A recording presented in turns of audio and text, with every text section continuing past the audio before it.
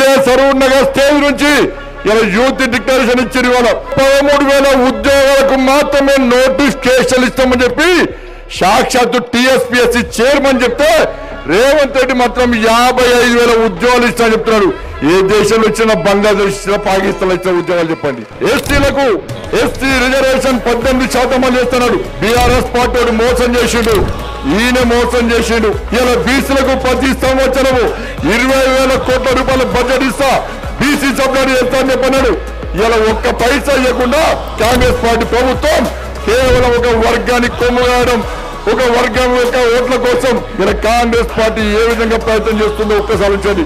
ఇలా ఇచ్చిన 6 గ్యారెంటీలు 420 హామీలన్నీ మొత్తం సర్వనాశం చేశారు. అర్బన్ నక్సల్ చేతిలో ఇలా కీలు బొమ్మగా మారిండు ఈ రేవంత్ రెడ్డి. ఆడతామని ఆడిస్తూ బిడ్డ రేవంత్ రెడ్డి నేను ఇష్టపెట్టే ప్రసక్తి లేదు. సంక్రాంతికి నీకు డెడ్ లైన్. సంక్రాంతి తర్వాత ఏ ఒక్క కాంగ్రెస్ పార్టీ నాయకుని రోడ్ల మీద తిరగడం, ప్రతి మండలంలో పరిశీలిస్తాం.